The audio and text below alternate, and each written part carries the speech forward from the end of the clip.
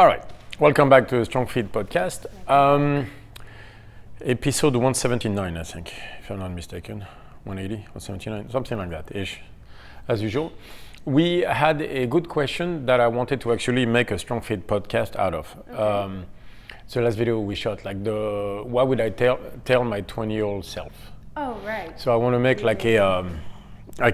because it's actually a very good question.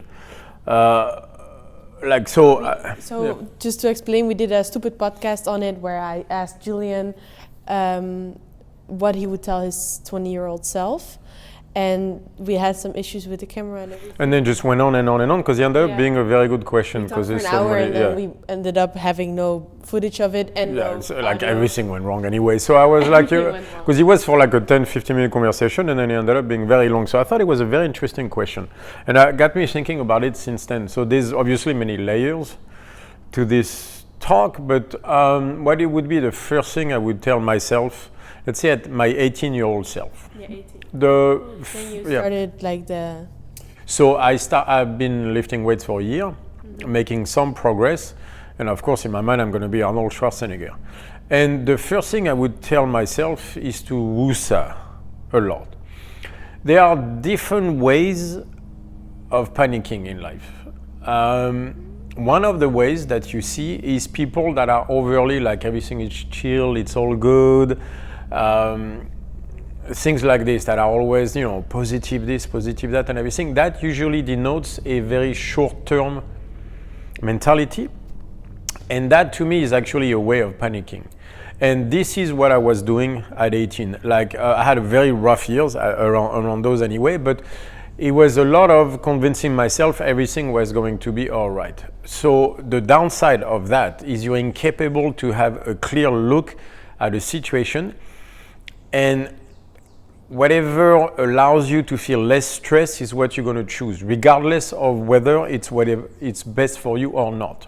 So for me, that expresses itself in different ways. And one of the ways that I saw is that incapacity to, so obviously since I'm in a panic mode, to think long term when it comes to training. So what does that mean? First of all, is at that age is I'm going to follow to the letter the program that some pro wrote, in that case Dorian Yates. So Dorian Yates had, because at the time I'm reading Flex magazine, right?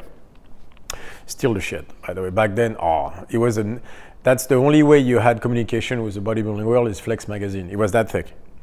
And then the pictures, it was so cool. The articles, what they ate, all that stuff, it was so cool. And I was so obsessed with, I hated being where I was so much. I was so obsessed about living that I was hanging on to any branch that would allow me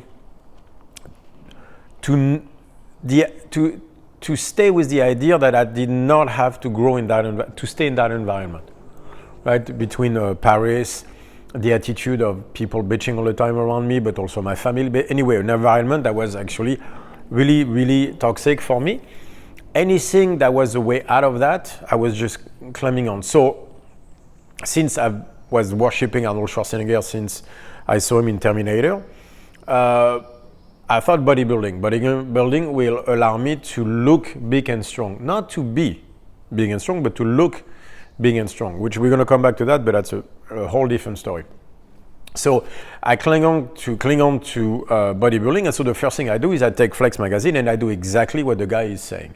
And obviously, Dorian Yates, and don't get the results because it doesn't work like that, because you didn't do through your period of exploration, finding what works for you. And I'm stuck into that type of just live, get bigger, get muscular and everything. But it was a very short-term mentality that never allow me to develop me. Dorian Yates, that seat is taken. Right, so the point is not to be Dorian Yates, the point is to be the best version that I can become. But with that mentality that I had back then, it was impossible to do because it was such a short-term mentality. I could not change because everything was about today's training and nothing else. So today's training I felt a little bit less stressed and nothing existed but today. Well, that's very much a survivor mentality. If you look there is no, when you're thinking about surviving, long-term goals are not something you contemplate. So, but that was very destructive in my overall development, obviously. So the first thing I would tell me is dude, take a deep breath. You don't know shit. If I could hammer that into my 18-year-old head, I would have made so much progress. But how are you going to explain to an 18-year-old he doesn't know anything? Like that's, like you can't fill a cup that is already full. So I'm so stubborn back then. I think I know everything because, I read through those stuff. So I'm so smart, but at the same time with somewhat of an inferiority complex because I don't know where I'm going in life or whatever. What I really needed to do was take a deep breath. You don't know shit. It's going to take you being 25, 28, 30 probably before you actually figure out your life. So in the meantime, make all the mistakes, but try stuff, explore, find whatever needs to be found and things like that, which I was incapable of doing at the time. So when I look at my training, it was lacking a lot of things. So what was it lacking? So first thing I would tell me 18, so I done some bodybuilding for a year, I built some mass. All right, learn how to squat, learn how to deadlift, learn how to bench press properly, but don't max out every day in the gym. Like that's not the point. Like so, again, ego lifting, right? But that everybody knows that one. That has to go. But really, maybe not in the gold gym type where the shitty gold gym type where I'm training. Go learn to squat with some powerlifters. Find a powerlifting gym. It's not that hard. Go there and ask them to train you. Then they're gonna make you do 4s and 5 reps instead of the singles. You're trying everything, but you're gonna develop the skill of learning to become stronger. Maybe go play with Olympic weightlifting.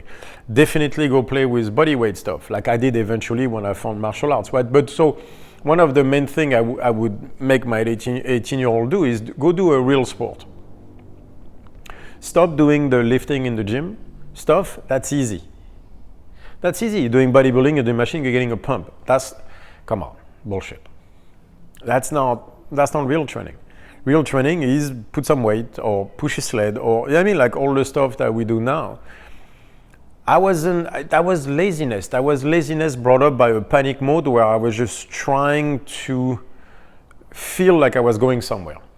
And so bodybuilding was a way forward.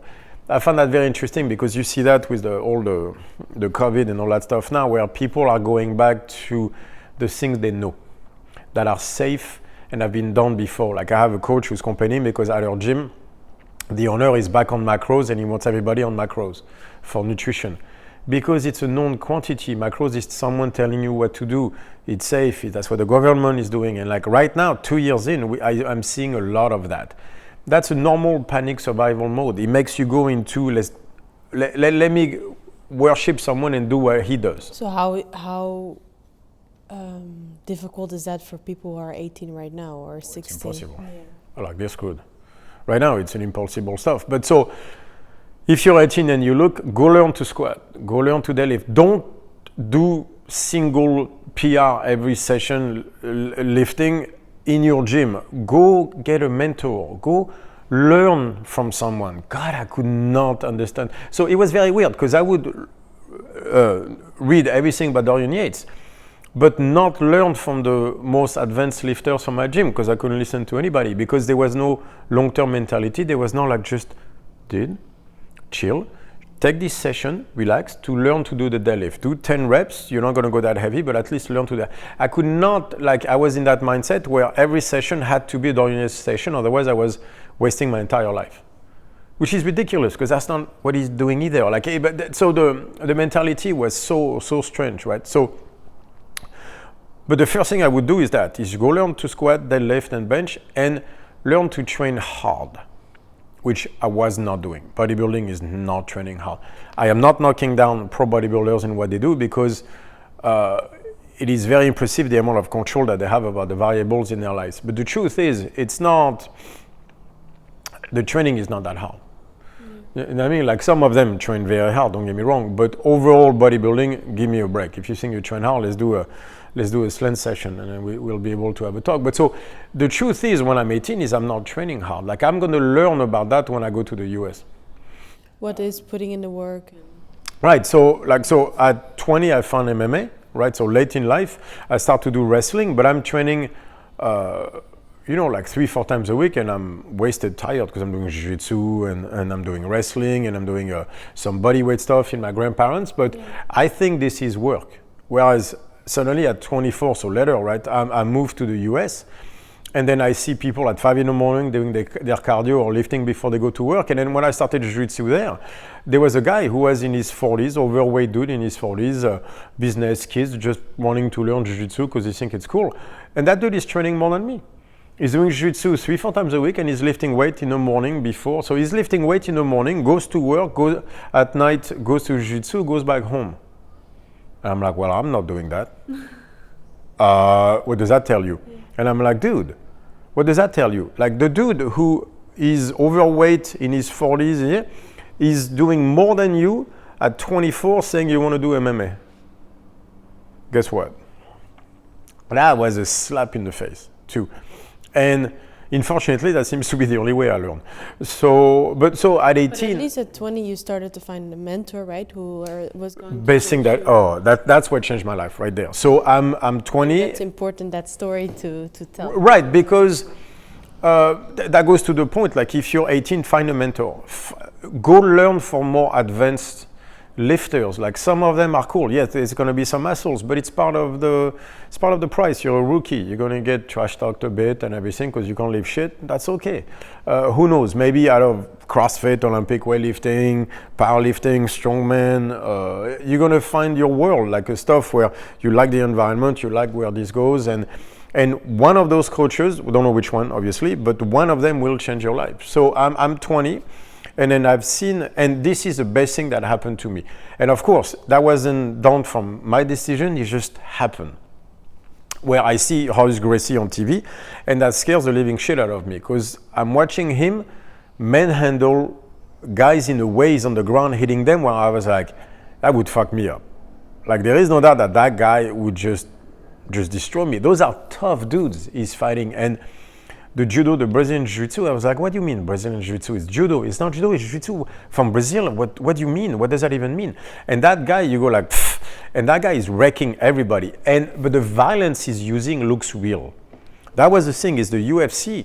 At that time, the only violence that you saw was Hollywood, very romanticized. Kung fu, high kicks, like the 30 punches a second, all that stuff, almost like an anime style, right?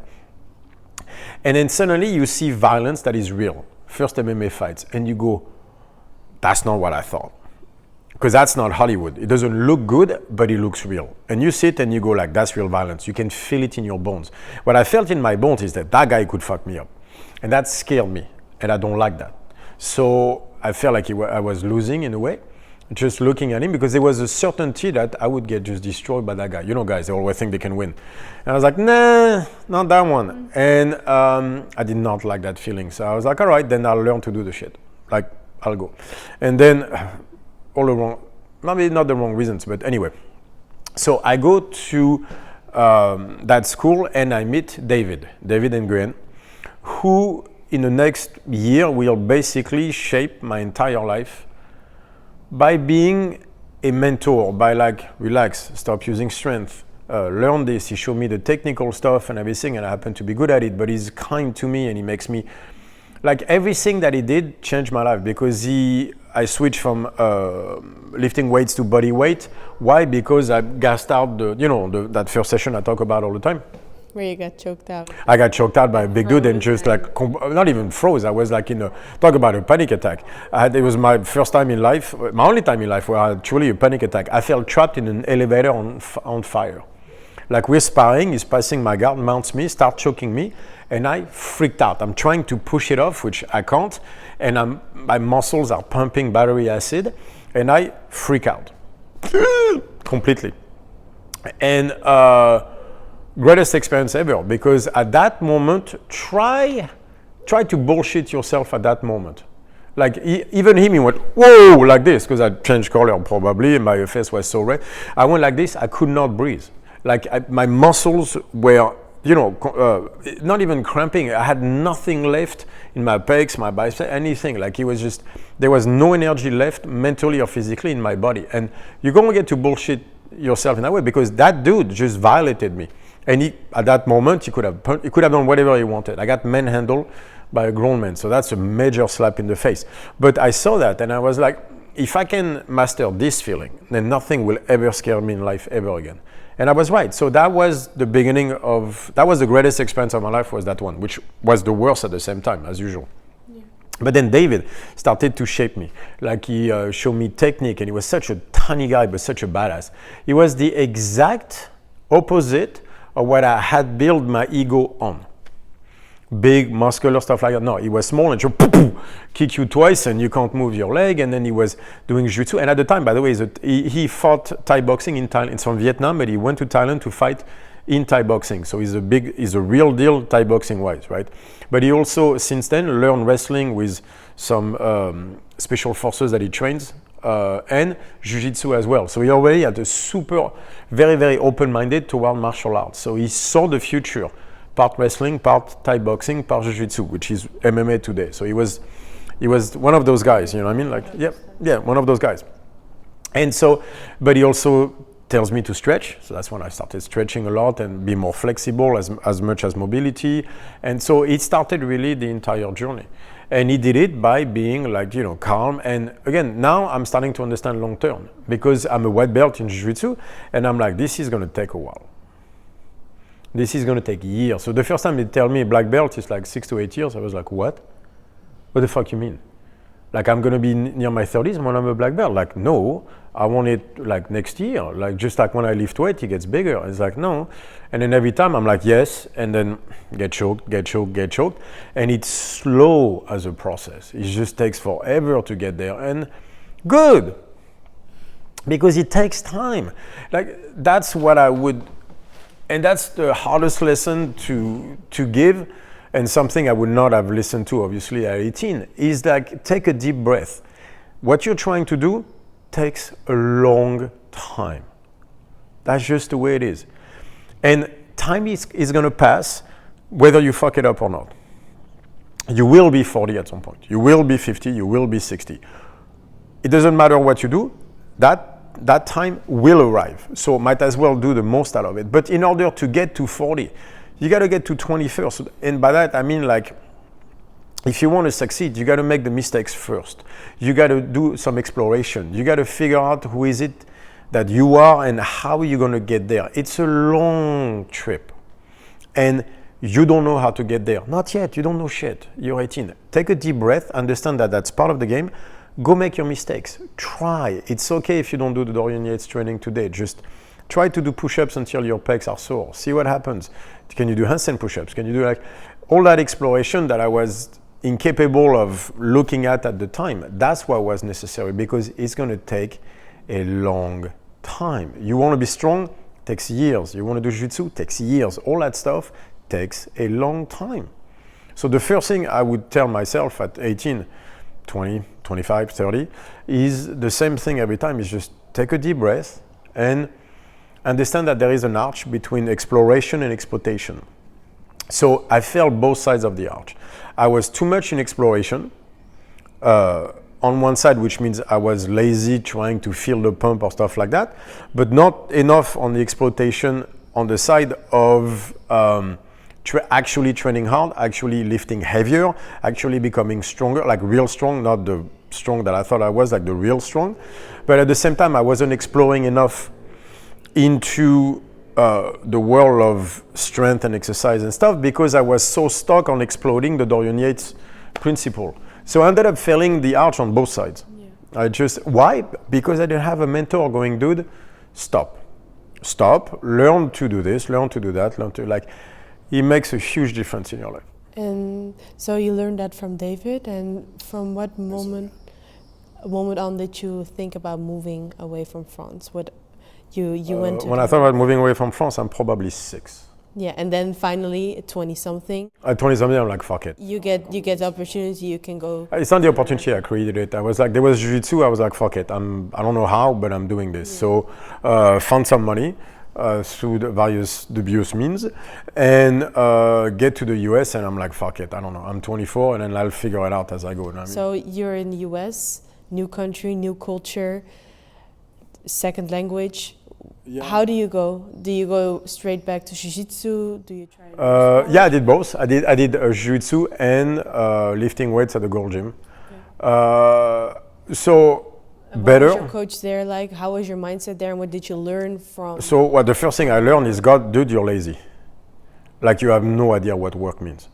And I was like, shit, because it's like, so your life is, you train in the morning, go to work, you come back, you train again, then you go eat, and then you do it again. And he was like, yeah. And everybody was doing that, and I was like, I learned the concept of work in the US. Yeah. I was so lazy. But physically too, which killed me at first. I was like, what do you mean you're all training more than me? Like, I don't get it. And of course, you're like, I'm different, I can train. Like literally, jiu-jitsu, I was training 3 times a week, maybe 4, I think 3. I think I was training like twice jiu-jitsu, 1 wrestling, or maybe 2, and I was always tired, like, oh, this is too much. Oh, give me a fucking break. Like that idea of being tired, like I took that way too far. So I get to the US and I discover, okay, work has to be done.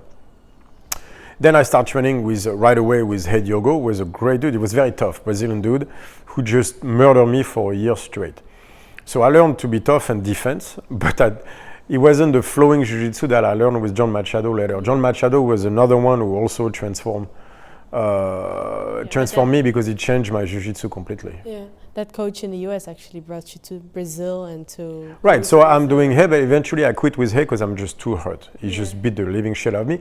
What I don't know at the time is also that tooth is killing me. So I did not know that, and that's my 20s. That's another, whatever. Yeah, but it was up to me to know that something was wrong and to go see a dentist, but I'm so broke at the time that I can't. So it's a comedy of errors that just keep on happening, but at the end, you're at the center. You're supposed to control it, and I didn't. Anyway, so I get to Brazil, so I'm already at John Machado, so he showed me the jiu-jitsu, but then I realized I don't want LA anymore, so I moved to Brazil, I'm 30. So I get the operation here, which changes everything because now I'm not in that state of fatigue, mildly depressed all the time, so that changed a lot. And my girlfriend at the time gets pregnant with Yaya. And that's where things really went. Then suddenly I was forced to look at life. Instead of being living on, coasting on talent, not really doing anything, suddenly it was like, no. Because I remember for 45 minutes, I kind of freaked out a bit. And there was a simple question. So when the kid is born, because I was sure she was going to be a boy because there's only boys in my family, it was a simple question. What are you going to tell him? That it's okay to coast on talent, to have the chill life that you have? Or are you going to tell him that he has to do something with life, he has to build something? I was like, well, if I'm going to tell him that means I need to do it first. And so at that moment, I decided, okay, I'm going to build something. And so that was the beginning of Strongfit, is the day I learned my at the time girlfriend is pregnant. Yeah. That's the beginning of Strongfit, because I was like, all right, then you're gonna have to build something. And so from there, it changed my mentality. The tooth got better, and so I moved back to the US, and then I started working. Still took me years to figure the stuff, but at least I have the right mentality. But it took me really like a number of steps in my life to get to the right mentality. So really the biggest lesson that I would tell my 18-year-old is, dude, it's all about your approach to life. That's what it's about. Like, it's the approach that will decide everything. That, like, paralyzed by fear, hang on to the branches thing, that you're masking by always being chill and cool and stuff, that's an act.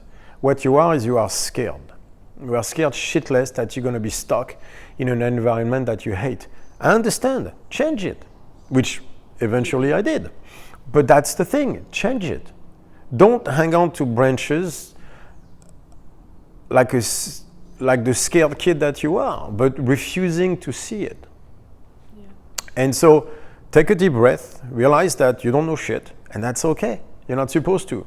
You're a young male, which means your brain, your IQ is not nearly as developed as you think it is, let's put it, and your capacity to reason is very low. And try stuff. Like keep an open mind to new movement, new stuff, new activities. Like stop being stuck with the bodybuilding thing and go actually try some. There had been CrossFit back then, it would have been cool. But like go. So for you, like go try CrossFit, go try strongman, go try. You have the internet now. You don't understand it. Listen to people. But you have podcasts now. So at the time, there's no internet, no podcast, none of that stuff.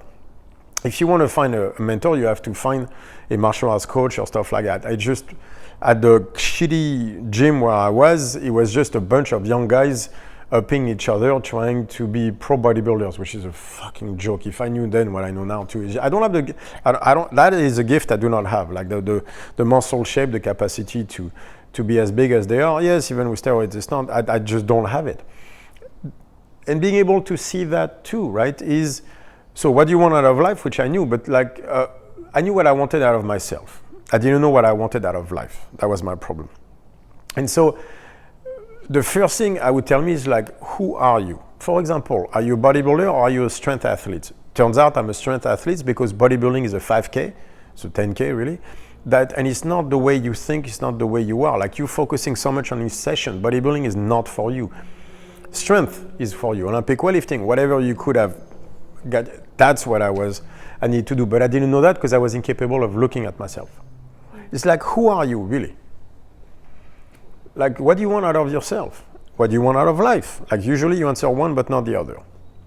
All right, so look in the mirror and go figure it out. I was reading enough philosophy by then to know that. I was just in such a panic mode, I was incapable of, where we are? I was just incapable of having a clear look at my life. That's me, the athletes. What about the coach?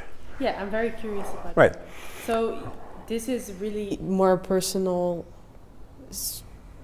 for you as an athlete, but what would you say to yourself as a coach? When did you start coaching? When did you start being interested in coaching? So I start coaching, I'm 21.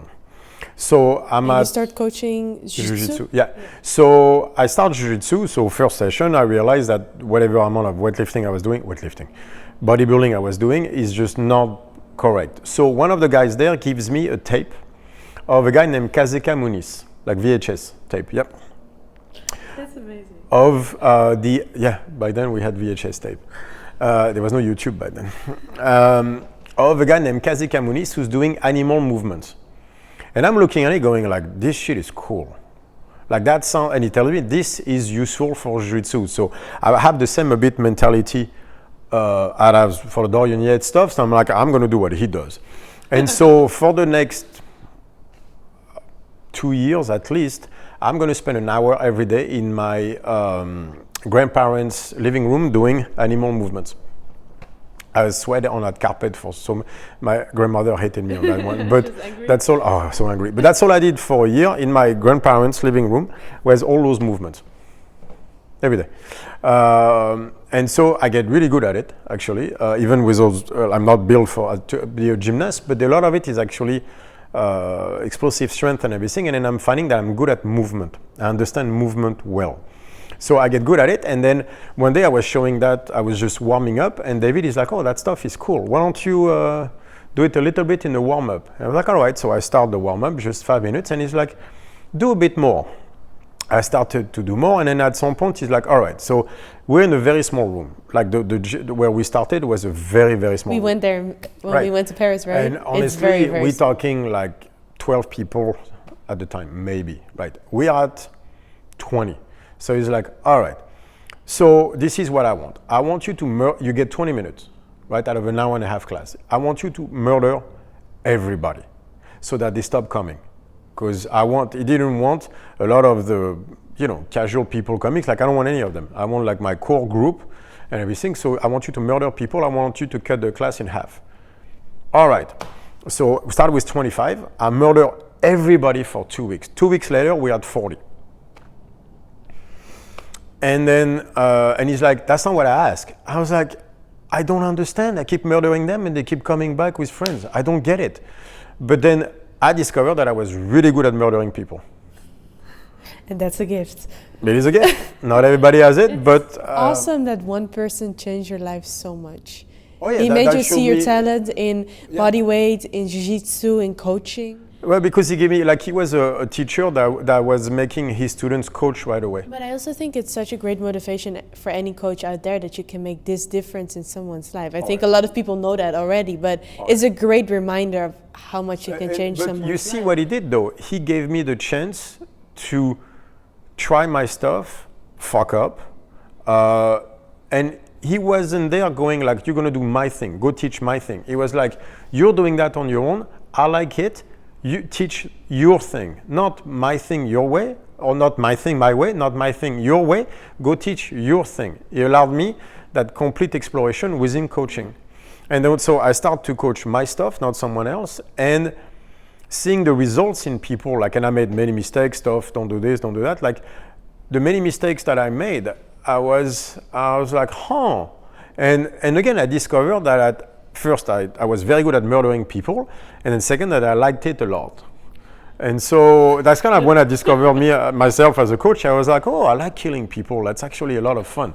And I started trash talking everybody when they were dying. I was like, oh, I'm good at that one too, because they were all laughing while dying. I was like, I like this. And then I created an atmosphere. And then I basically took over that session, and then I would hand it over to David, because I created like a really cool atmosphere of, we're gonna kill each other, and it's gonna be a lot of fun while I trash talk you. And then if you can't do what I do, well, it's your problem. Foundation of your training. and honestly, I was like, you can't do it, that's your problem. Yeah. I was like, I do it. I've been spending last year, now, what are you doing? Like, don't care, your problem. And all right. And that, if you look, is gonna be the Saturday session in Torrance 15 years later. Yeah. It was that. And so that was my first big lesson as a coach. And then the second big lesson as a coach is, I mean, there's so many, right? Because again, my first jiu-jitsu teacher who murdered me too much. Then there's going to be John Machado, who really taught me jiu-jitsu. But then there's a guy. So I get to Brazil, right? I'm 30. Yeah. I get to Brazil. Then I go to Brazil. The tooth is killing me. I don't know it yet, unfortunately. But I'm about to find it at the dentist, but I don't know it yet. And right now it's really bad. But I find a Cuban coach right over there, Baja Gracie, and then we're going to train on the beach where we do the stuff. Yep. Like that gym that is now closed and ruined, unfortunately. It's very close to where we live right now. It's Baja Gracie, which was the center, really the center of the world for jiu-jitsu. And then they had an MMA team, and so they brought a Cuban coach for conditioning. And that's where the burner question comes from. He's gonna take us on the beach every Monday morning and make us do the Cuban wrestling training, which means you take a partner, for example. So it's Take another person. Yeah, well, because we don't have sandbags. That's where sandbags come from. It's that session. So put it on your back, start squatting the guy, then he squats you, and then you do, by the way, 8 to 10 exercises for back and forth for like about 12 to 15 reps for 3 rounds. Sounds like CrossFit? Yeah, it's funny. It was that. So we had static, and then we have movement. We do 4 exercises, 5 exercises static, then we had to do sprints on the sand with stuff with a partner and shit like that. So again, sounds like, and we do that on Monday, and it's 45 minutes, and then we go run for 45 minutes. The 45 minutes of that conditioning, the 3 rounds were so hard that I couldn't wait to go running. I was begging for the run. It was that bad. The run actually felt good for the first 30 minutes because I just needed to get that feeling of battery acid in my veins. Like, that training was so hard. I couldn't sleep on Sunday night because I knew Monday morning was coming. It was so hard. After 2 months of that shit, conditioning was through the roof. My back was that big. I could do whatever I wanted. And I was like, oh, that's the second lesson of you being lazy. That's training.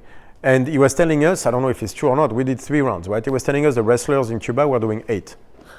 I don't know if that's, I don't know how. I don't know that is possible because it took us like a good 40 minutes to do it. There's no way you can do that shit for 2 hours. There's no way.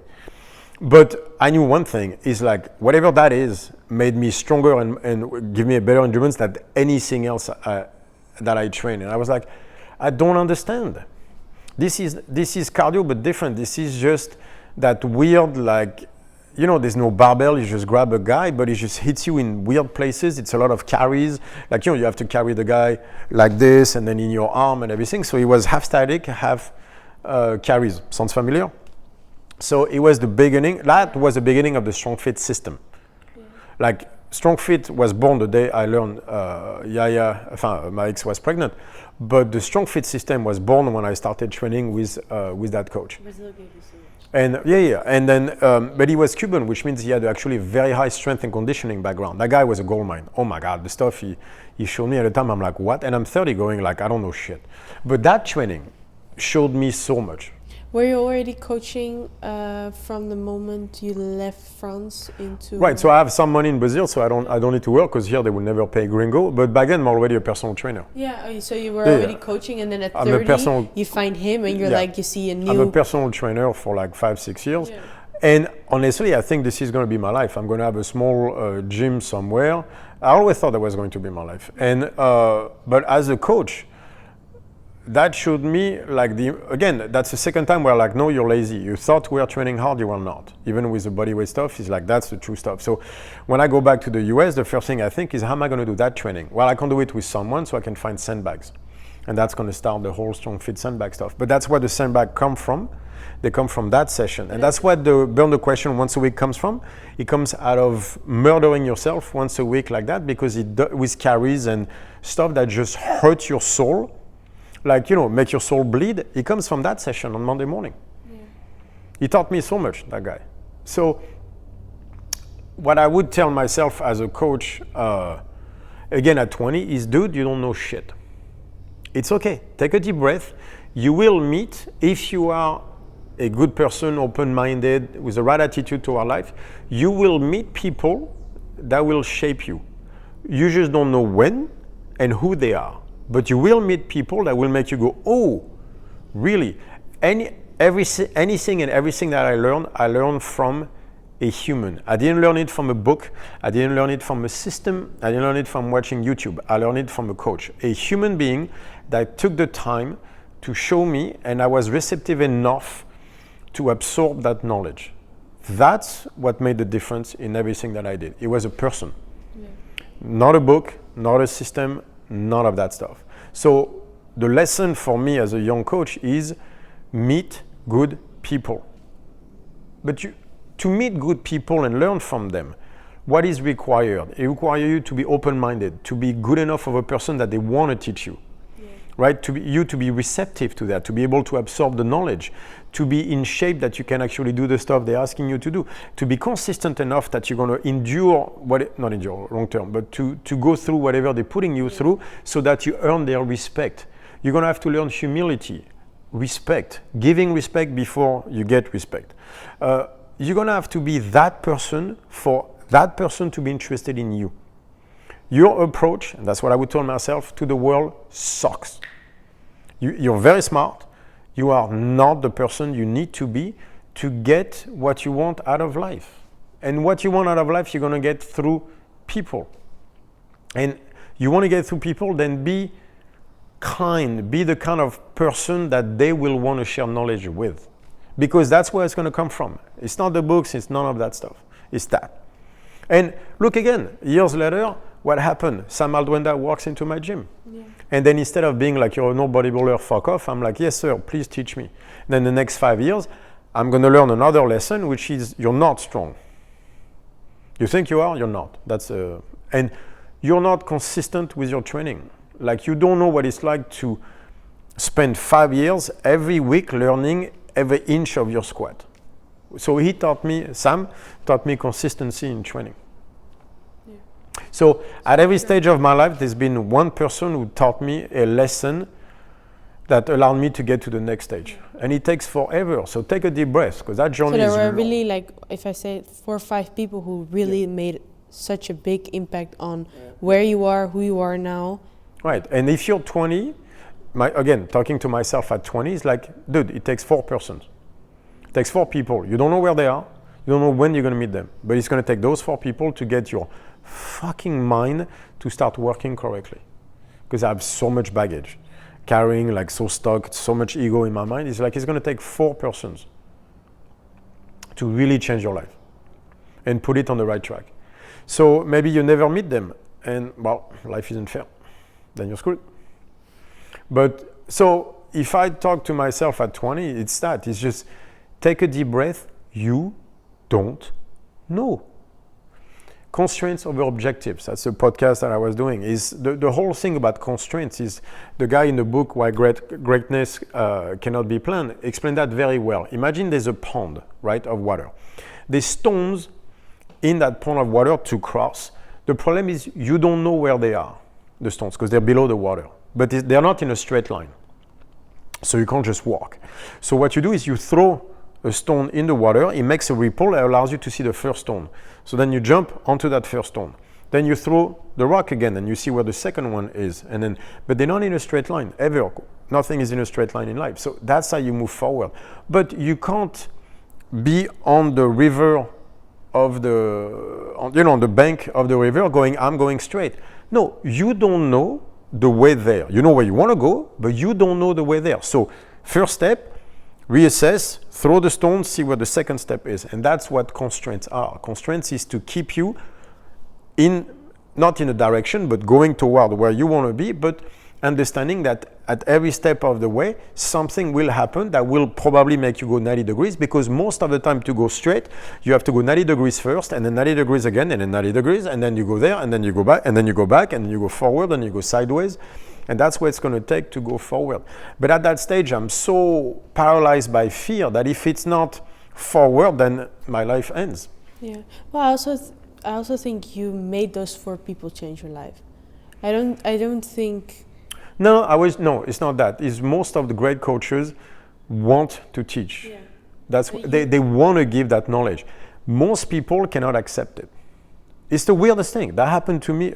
I'm not qualifying myself as a great coach, but not the way they were to me. But I've seen that time and time and time again. Is no matter how much they tell you they want it, no matter how much they tell you they need it, like you offer those chances and people will not take them.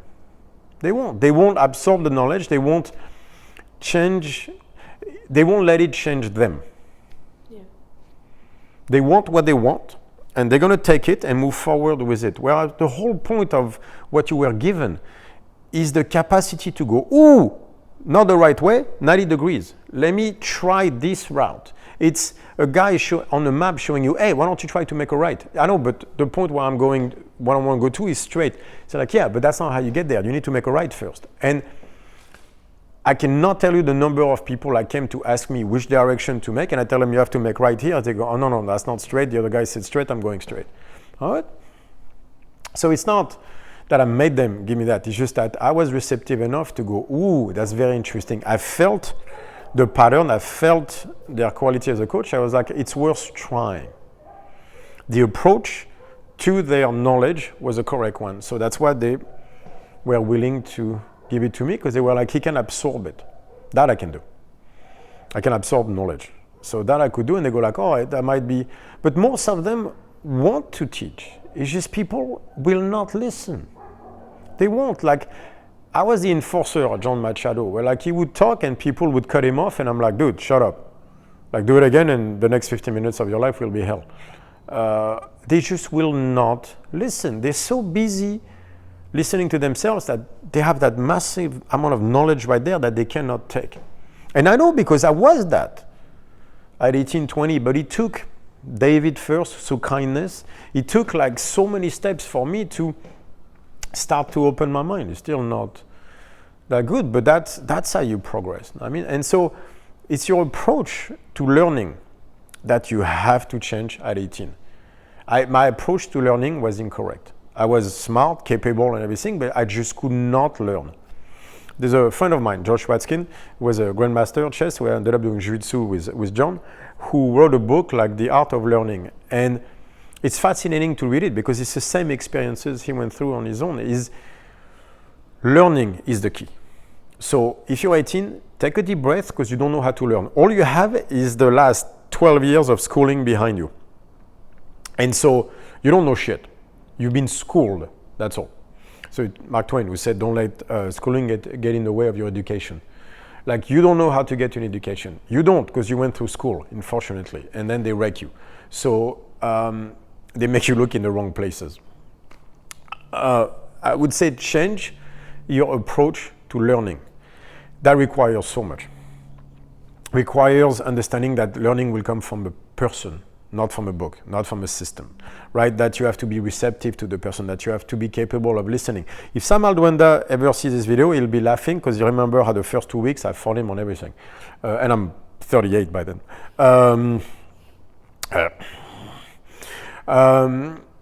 like you're gonna have to make the mistakes. You're gonna have to fall. Like I got news for you. And the more of them you make at 20, the better it is, because otherwise you'll make them at 40, and they cost you a lot more at 40.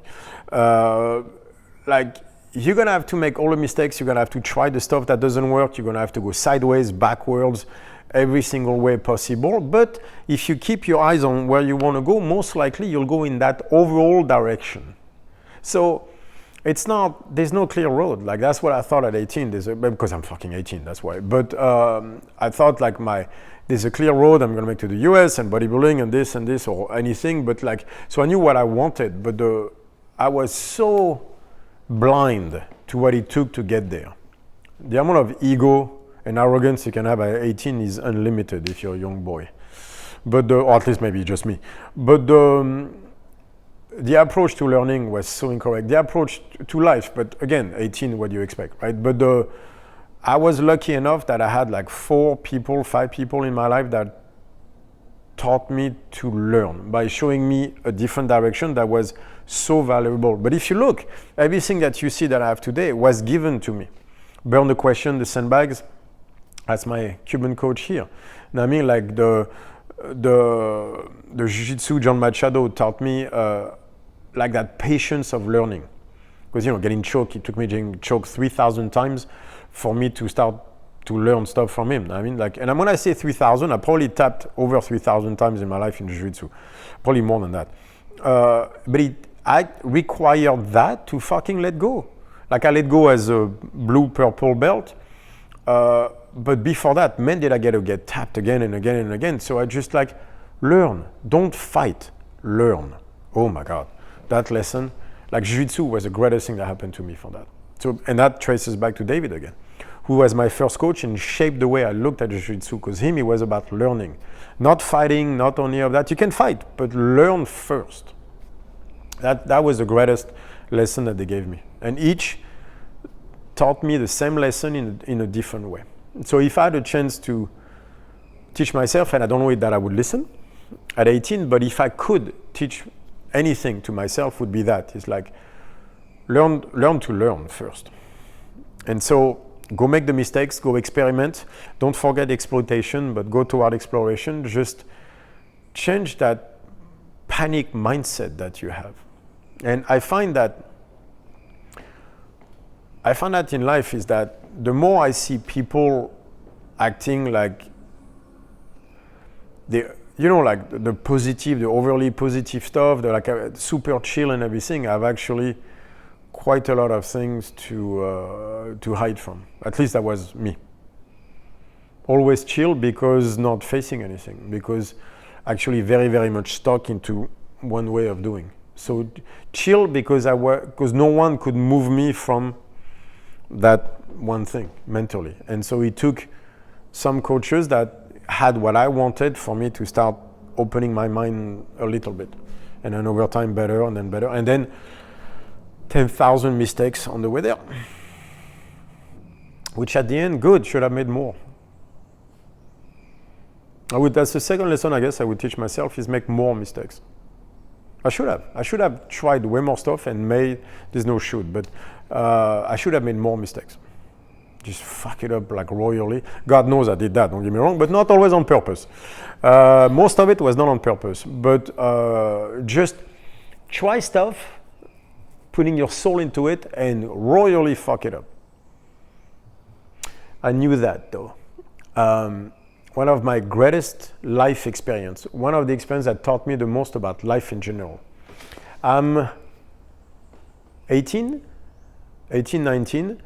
and I'm working as an editor, as an apprentice editor. And is that when you were internship?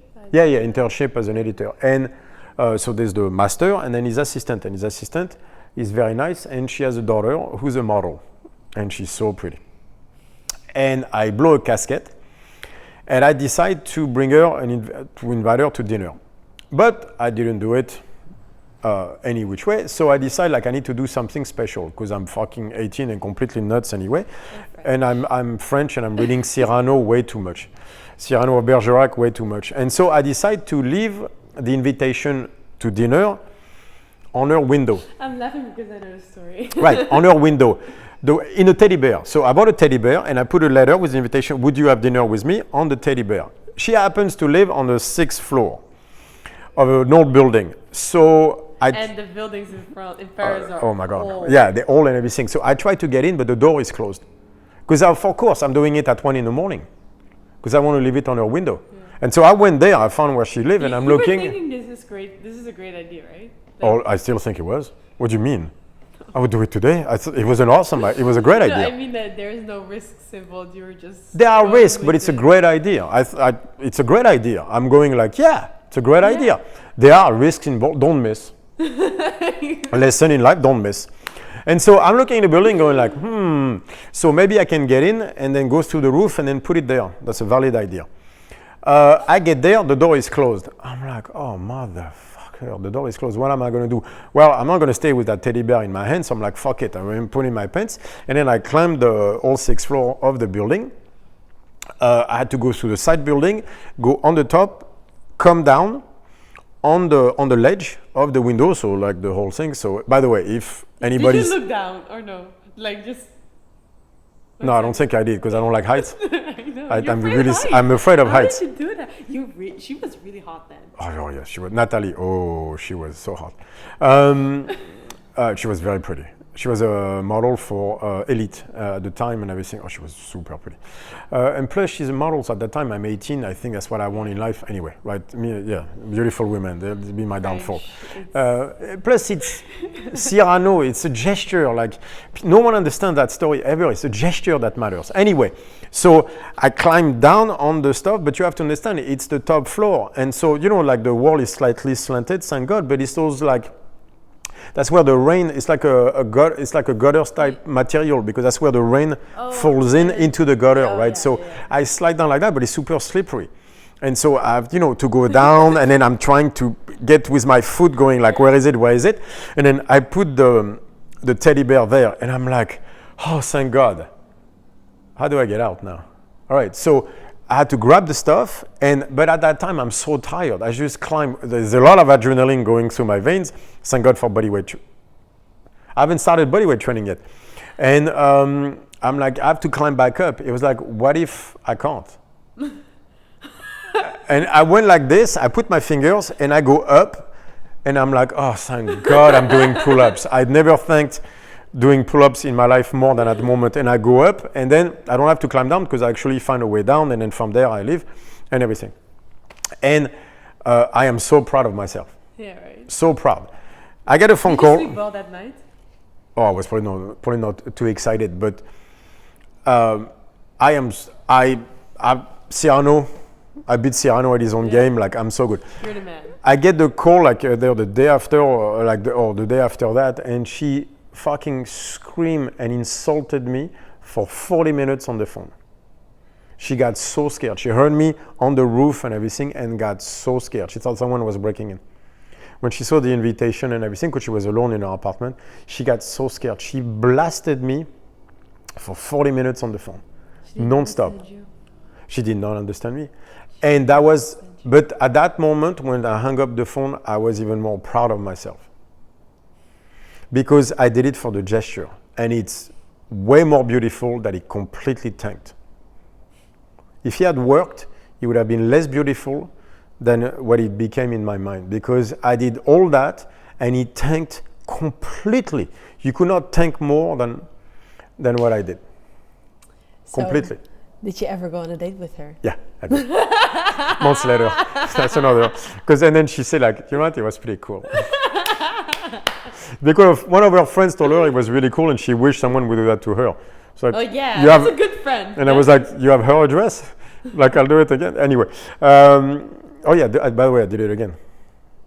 So you did it a second time? Yeah. Same teddy bear? Yeah. Same idea? Yeah. Same girl. So how? So you went on a date with her or something? Yeah, I went on a date and everything, and it was like, I like you as a friend. How much I prefer the insult. But anyway, it doesn't matter because at that moment where I'm younger than her and everything anyway. But and I'm obviously. You had a date.